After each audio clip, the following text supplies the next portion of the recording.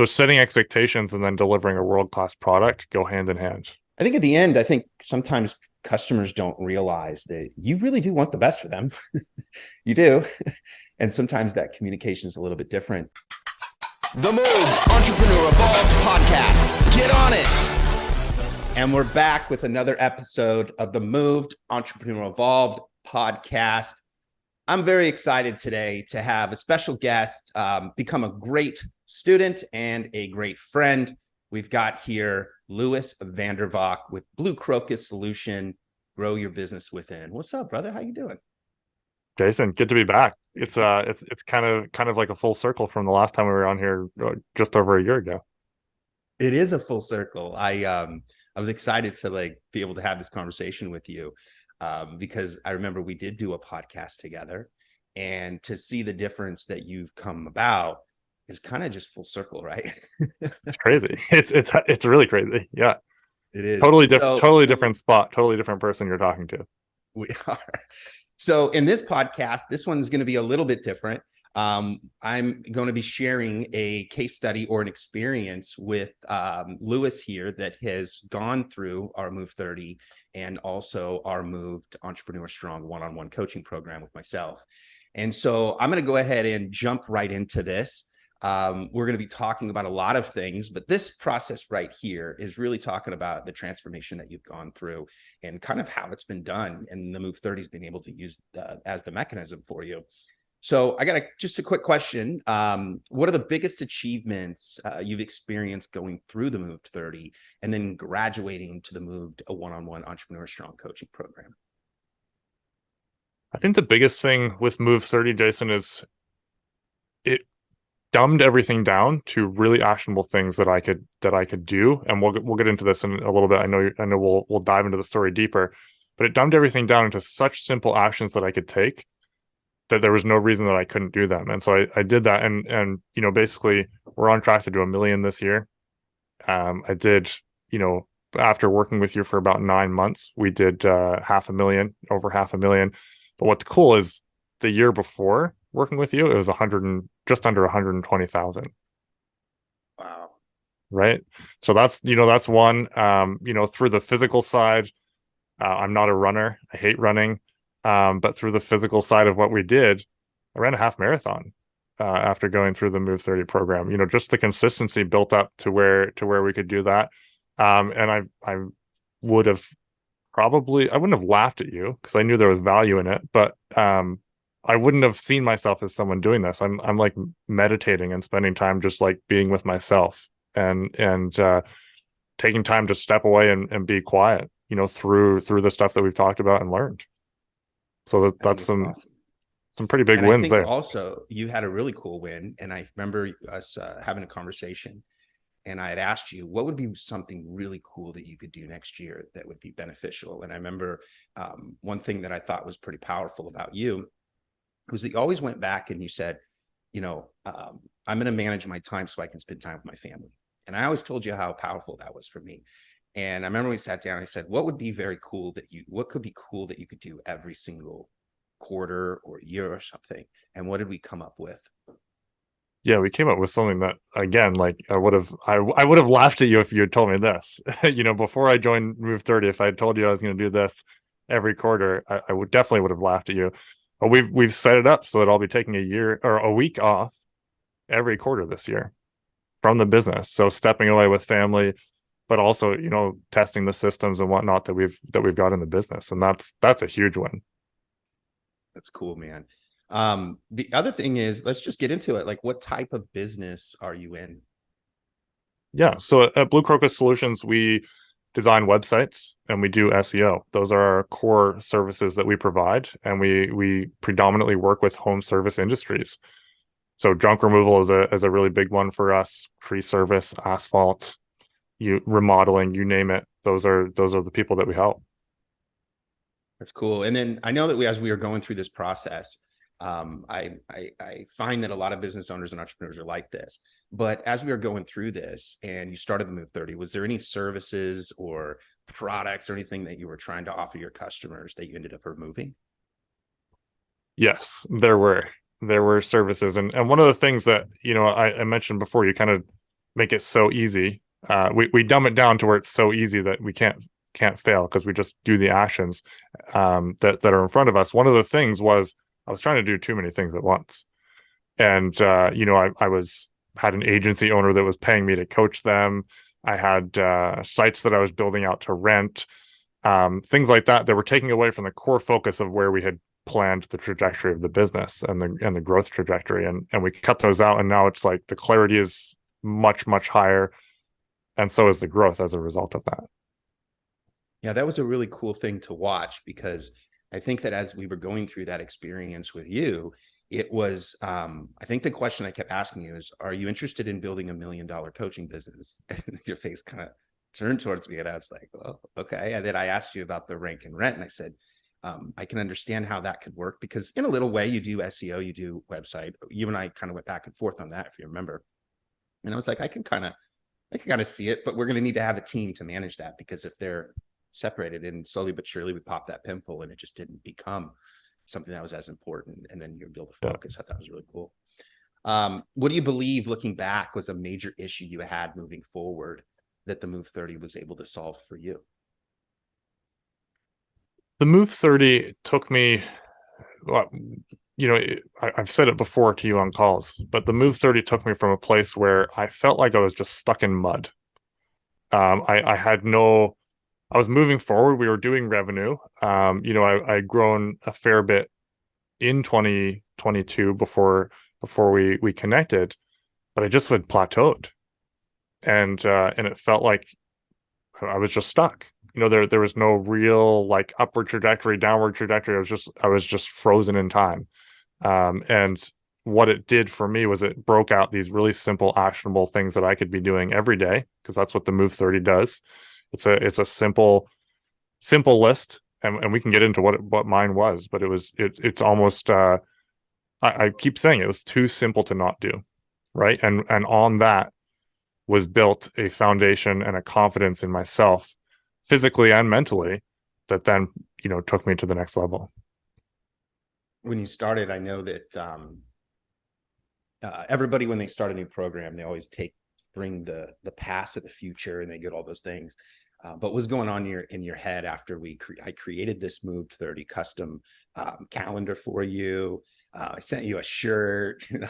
I got you kind of in a position to say, look, let's kind of get it started. Like, what were you thinking once you started? Yeah. So when we first jumped in the MOVD30, it's like, this is too easy. This is too simple. Let's give it a shot. I was ready. I latched on. You rolled out the red carpet for me as I jumped into the program, but it was like, this is so easy. There's no downside, and the only thing that can be is an upside. That's cool. There were some numbers that you hit, and as you were going through that, what were some of the increments of numbers that you hit? And as you were going through those numbers and you started to grow, and I started to watch you physically get stronger, then I started to see you get more clarity. And then the next portion was your business started to actually grow financially. And what were some of those incremental numbers that you were hitting? And then how are you feeling about those numbers, managing those numbers and that part? Yeah. So pretty crazy, actually. We were right around like 20K when per month when I joined, and the month after we did 40.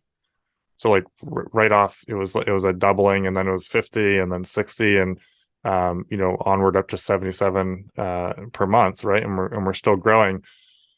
What was going through my mind? A lot of gratitude, a lot of whoa, what's happening?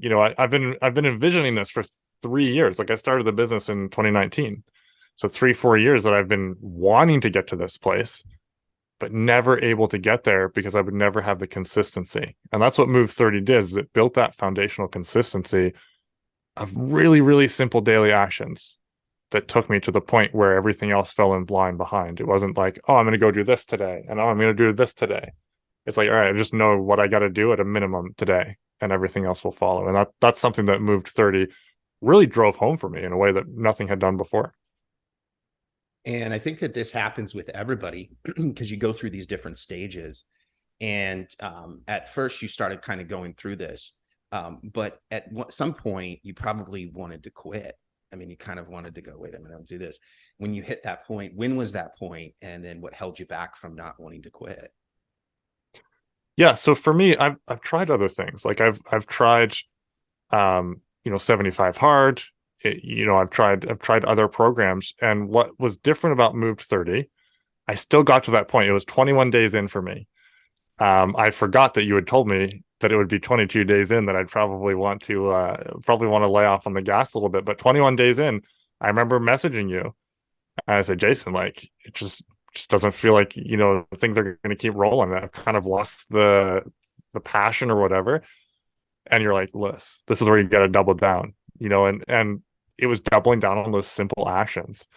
But went through 22, 23, kept going right on through 30. And that confidence that was built because I had done so many things and never finished them, because I'd always peter out, in between like that 2 week mark, basically.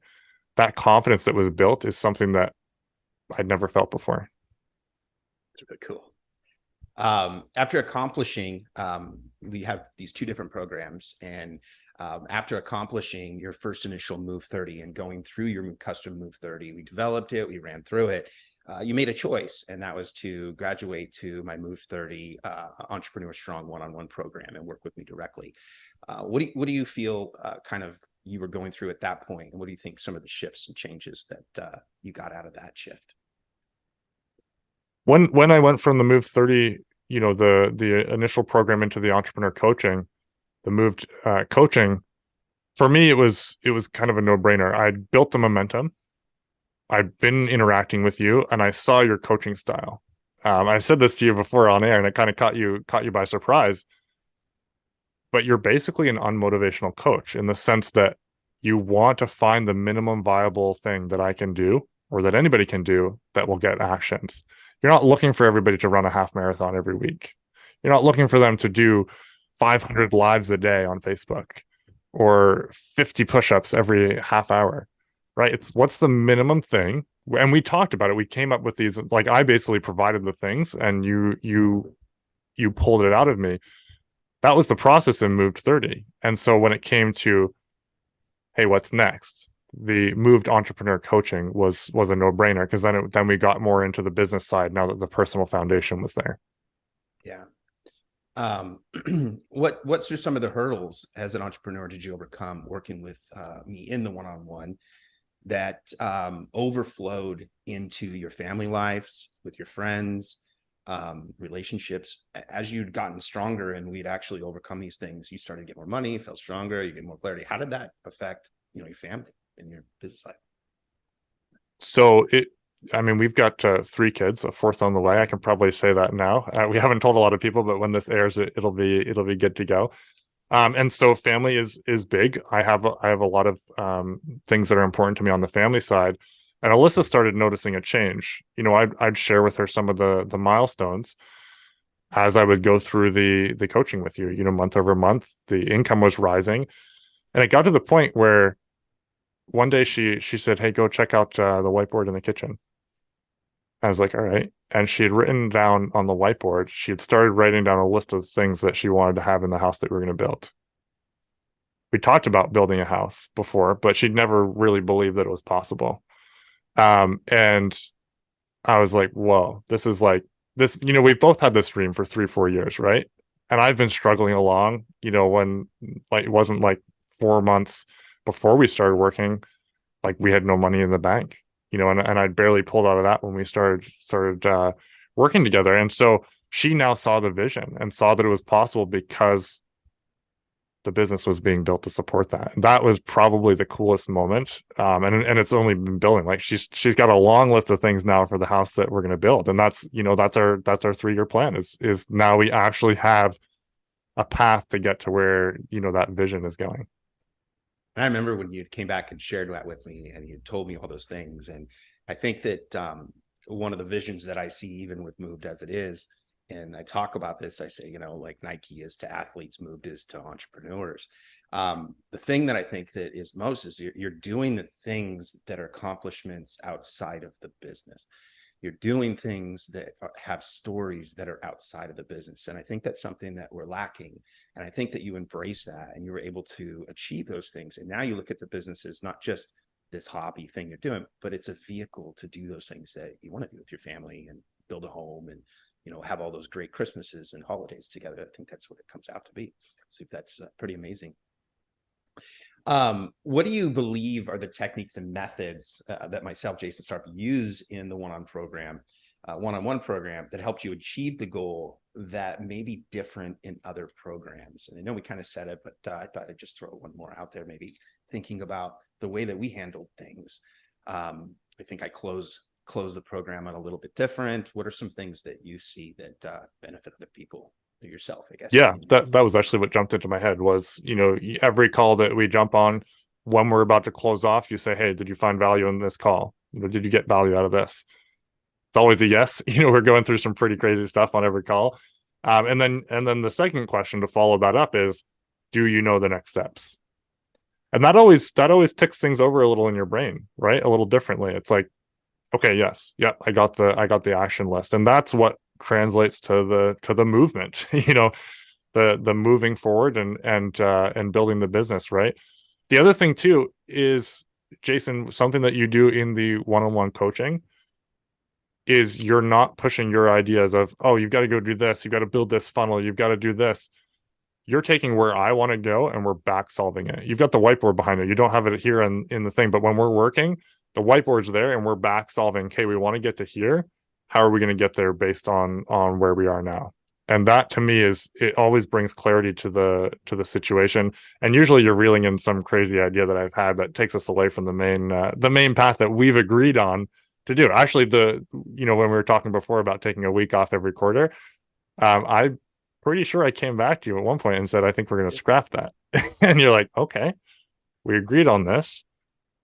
Convince me why we're going to scrap it. And I couldn't. I didn't have a good, well, there was a few excuses that I'd come up with, but it wasn't like you weren't going to let me do it. Obviously it's my life. I can do what I want, but you took it back to, okay, this is what we set as a goal. Let's have sell me on the idea of why we're going to go somewhere else.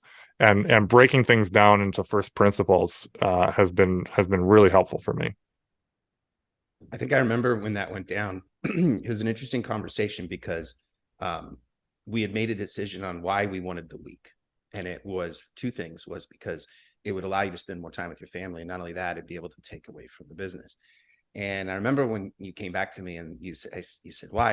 And you said, well, my wife says it's okay. It'd be okay if the business may be hurt from that. And you were like, I think I'm afraid to take the week off, but being able to just get off at 6 o'clock would be really nice.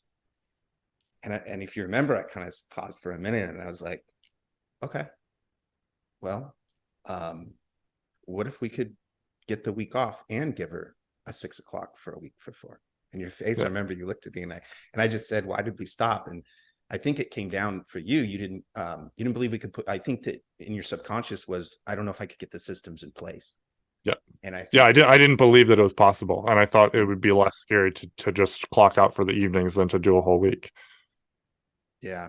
I thought that was a really cool experience to watch you go through it. And then once we off of that call, I remember I told you, I was like, well, I'm not going to go against, if you remember this, I was like, I'm not going to go against for what your wife says. I was like, it's not what I'm going to do. I was like, but I'm really interested in saying, why are you going to be okay with it? And that was a really cool thing for us to have that conversation.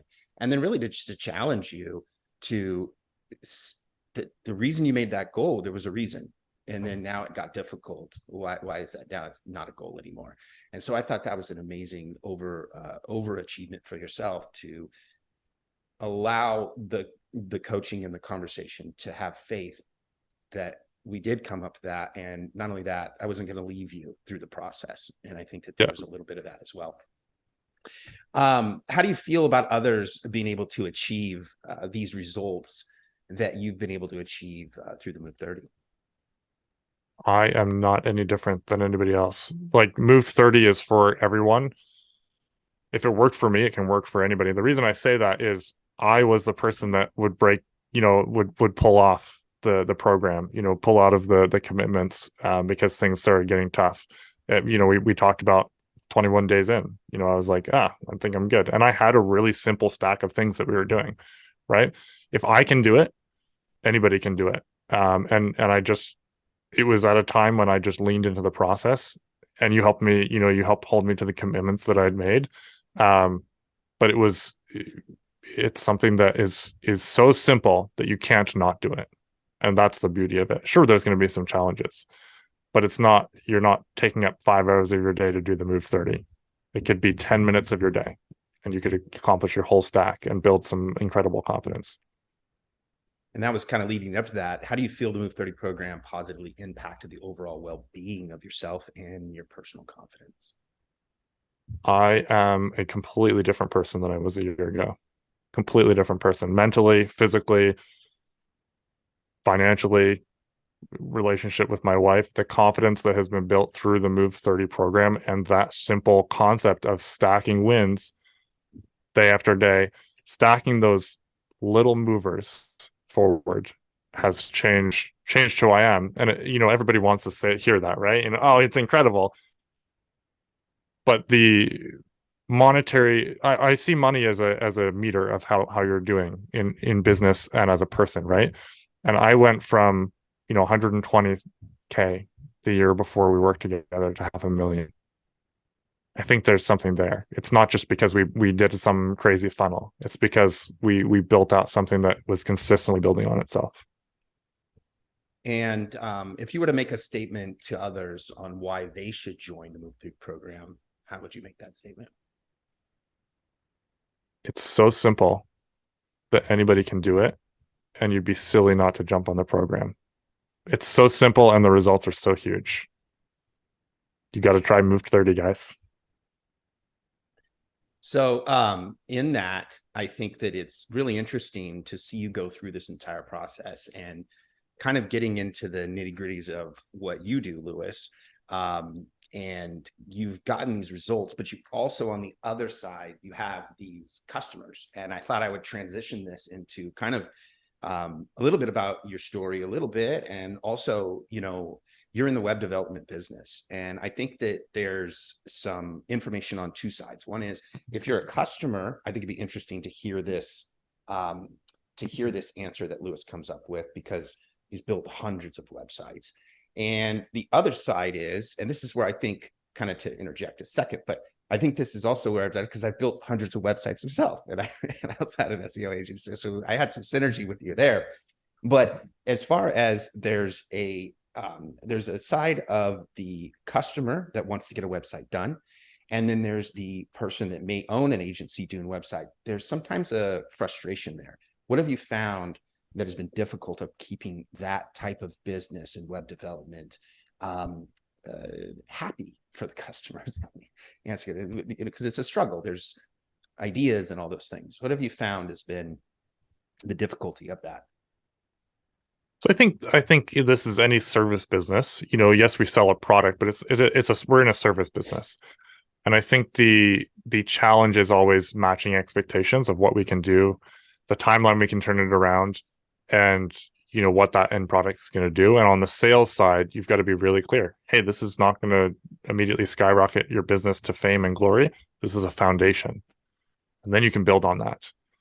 So setting expectations and then delivering a world-class product go hand in hand.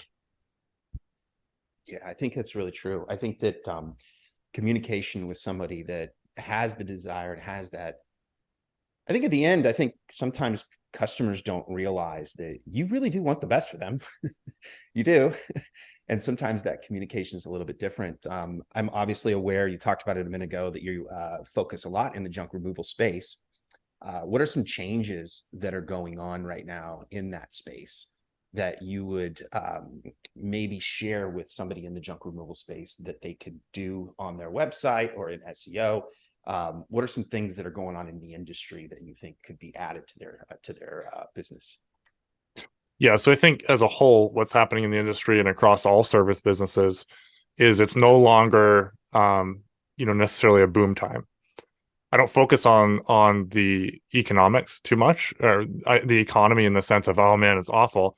I pay attention to it, but what I'm seeing is that the people who are going to market harder now are going to come out way stronger because everyone else is pulling back. So move forward in whatever capacity that is, whether you're going harder on just your organic marketing on Facebook, you're adding blog pages to your website, or you're hiring someone to run ads for you or do SEO like we do. Go into it, be planned, be strategic about it, but go harder on what you're doing and keep building, because everyone else is pulling back and you're just going to take over more market share because it's going to open up. And I think that's a really thing to talk about, is taking over market share. I think it's a kind of a hard thing to kind of think about, but I think that something that when people talk about market share, what's happening during times like this is people are starting to compress. So they're starting to cut, most of your competition will start cutting budget. They will have been overexpanded. So they'll start releasing a lot of good staff members. And then what they'll do is they'll kind of freeze up. And the one thing I think that you're sharing right now to these guys is like, don't freeze up. Now there's an opportunity, because those homes, right, that are getting junk removal, those homes aren't going anywhere. The real estate's not leaving. But when you start to use digital assets and you create better SEO and you have a better website, you are the one that's almost like it's like lava. You just kind of lava over everybody. And then when the economy starts to come back, you now have like this blanket of, in your case, Blue Crocus just leaning all over them, when most of the people just pull back. I think it's a really good way to explain that. A lot of people choose to go into SEO, and I know you like to use SEO as a mechanism to generate more leads. What should people's mindset be when they decide to do a contract locally in SEO? Maybe expectations of time or anything like that comes to your mind. Yep. So SEO is one of the only ways that I've seen that you can market your business where the cost per lead goes down over time. You're not going to see results immediately, but you are going to see results that build momentum. It's like a snowball. We've got 3 feet of snow outside right now. So it's fresh in my mind, but SEO is like a snowball. You start building and you start building, and you get to keep that investment as you move forward with your business, right? So you keep building and you pay, let's say you're paying an agency like ours, you pay us the same amount every month, but the leads start going up. The quantity of leads coming in on your website goes up. So that means your lead acquisition cost goes down over time. Google Ads, actually the cost of acquisition over time is going to go up because the costs are always going up on Google Ads. So SEO is one of the things where your cost is going to go down over time if it's done right. Timeline wise, you cannot expect it to happen overnight. If you need overnight results, you got to use Google Ads or Facebook ads, and then you start paring it back as the SEO builds up. But SEO is going to kick in around 3 to 6 months, and then after a year, you really start seeing some good movement. If you're expecting something immediately, we're not a good fit for you. SEO is probably not a good fit for you. But if you're expecting to build something, world class, then SEO is a fantastic vessel to get you there. It's such a you hear this statement all the time, and I bet you could elaborate on this, or maybe a story that you've had in the past, but you've had somebody that probably started and then they said, okay, I'll go this. And they probably went like 2 months. And so I didn't see any results, hey, Lewis, I want to stop that campaign. And then they kind of don't do anything, or they run some ads, and then their acquisition costs. Yeah, you can get $1 in, $3 out. You can always maybe not acquisition cost, but yeah, $1 in, $1 out, and go from there. And your cost per clicks, you can do that pretty successfully. But then they came back, and then they decided to do SEO, and then they decided to commit to it. And I know that being in the past in that business, I remember people saying, man, why did I ever stop? Do you have any stories of people that are like that? Like they say, Dan, why did I ever stop? I shouldn't have stopped. Yeah, we've got a couple like that for sure, where they jumped away. They probably needed more of a blended approach, and they went with one or the other, and then they came back to more of a blended approach. The best time to plant a tree was 20 years ago. The second best time is now, and then you can't keep pulling the tree up and then moving it, hoping it's gonna take root somewhere else. You got to let it sit. You got to let it work. Obviously, hire someone that's reputable, but once you've got that, then you just go. What did you, and this kind of goes back in your personal story, Lewis, but what were you doing before you started doing web design and SEO? How did you make money before? Yeah, so my background, I did construction out of high school for 4 years, and then I got a degree in mechanical engineering. And that's what led me to this. Our son was born soon after I graduated university, and I was going to school, going to work, before he was awake, coming back and barely seeing him. And I said, well, we want 4. If it's this bad with 1, we got to figure something else out. And so I went down that route of figuring out where I wanted to go, and kind of came full circle back to the construction and home service industries. Yeah, I think something in anybody that is on here, or I'm going to ask you at the end of this how they can get a hold of you. But I think that something that I do notice that you do fairly well, you do really good in organic marketing. I'd be interested for you to share a little bit about how your mind works in internet marketing in the organic side. You'll pull dad jokes. Sometimes I'll send one for you. So I got one for you.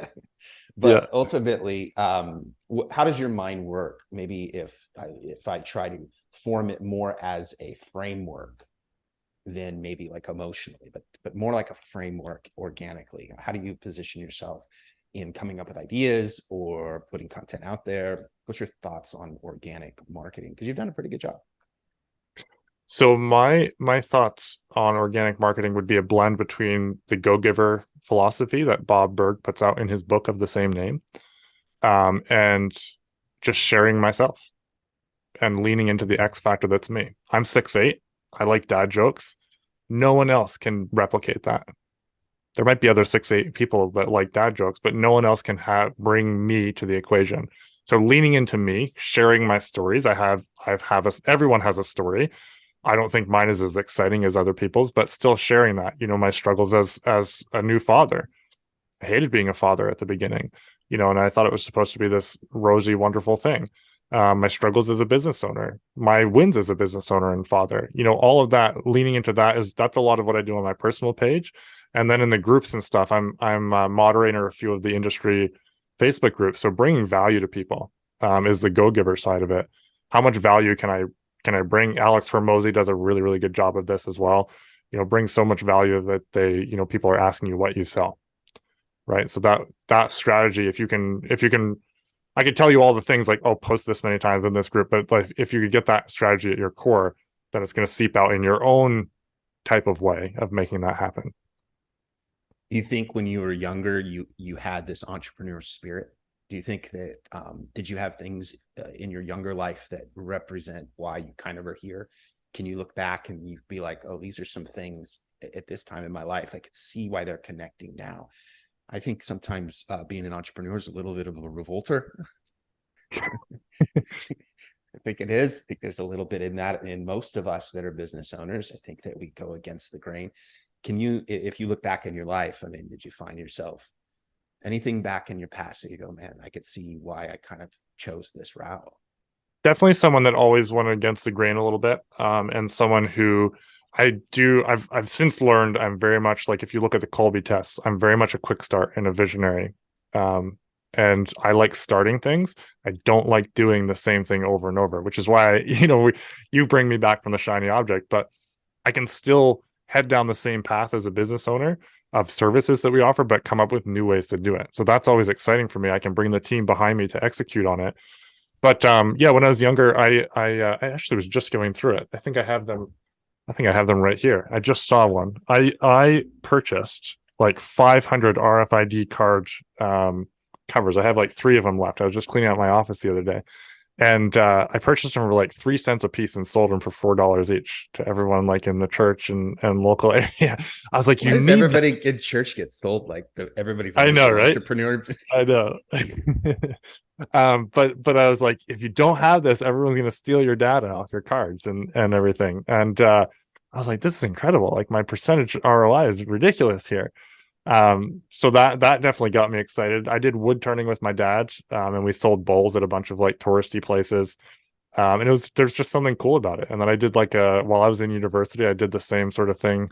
I really like building things. I have, the mechanical background. And so I made an Etsy store and sold stuff. And then it kind of just translated into this. This is much more repeatable and easier to do at scale than physical products. Dude, this has been incredible, man. You've been an incredible student. It's been a joy watching you grow in multiple different areas. I remember after we had kind of gone into the moved, one-on-one entrepreneurial strong coaching program. I tell this story all the time because it's like I got a lot of favorite stories with you, Lewis. I got a lot of good ones. We'll save the Reese's peanut butter cups for another day, but there's a hook. There's a hook. But I'll tell you the one that was really cool, and I knew you were ready to make it happen. Is that you had asked me personally, like, "Hey, Jason, what do you do?" Because I had been kind of telling you what to do all the time, and I think there was a moment of like, "Well, what do you do, punk ass? Like, you tell me what I do. Like, well, what do you do?" Because I think that the one thing that's important to me is that you're actually like you're doing it, right? If I'm working with you, it's important that I see that you're doing it. And we have this agreement that we're doing it. And when you asked me that, well, what do you do? And I said, well, I found for me that one of my stacks inside of my physical side, it was a row machine. And I said, this is kind of what it's done. And this is how it's handled the success for me and why I really like it, and kind of share that whole story. And anybody that knows me, if there's something that I get, that's like I'm a loudmouth about it anyways. And then I swear to God, it was 24 hours. It was like 24 hours. It took me, I think it was like 10 days to get the rowing machine. Like it took me, like I ordered it, I had come through.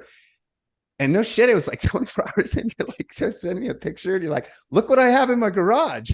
I was like, holy smokes. So I thought I'd number one tell that story because it cracks me up all the time. I tell it all the time. I'm like, this guy had it within like 24 hours. You set it up.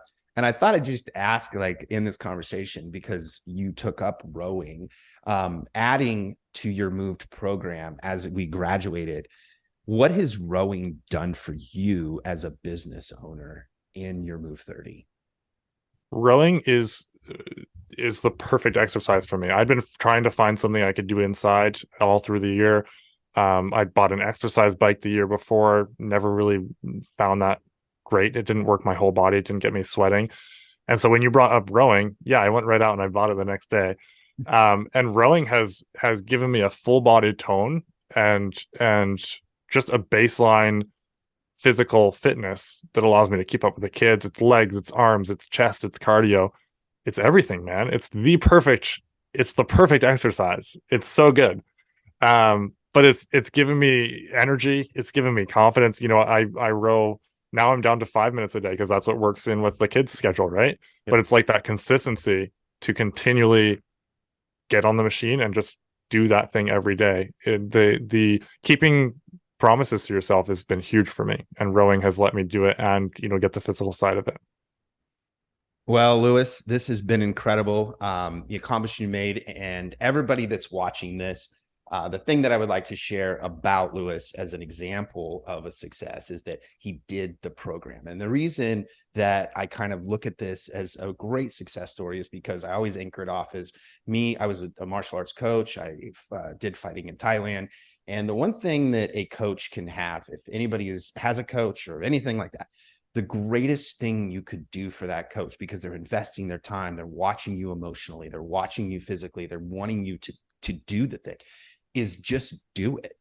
And when you do those things and you start to actually see it, I want to share with you, Lewis, that it's been an incredible honor to work with you, see you grow. And thank you for letting me be a part of it. I mean, I really do appreciate it. And so, because I'm sure that people are going to want to know in the space of the home service space, and they want to build their website out, they want to get SEO, I obviously give you all of the praise that everybody should go. How would they contact you, Lewis? Absolutely. And I appreciate it. It's been a fun journey, Jason. And we're just getting started. So if anybody wants to connect, it's bluecrocus.ca. So it's blue like the flower, blue like the color, crocus like the flower, and then .ca because we're in Canada. You're perfect, man. And you can always look up Lewis. I'll put his Facebook in there as well. Connect. He's a great connector. We'll go from there.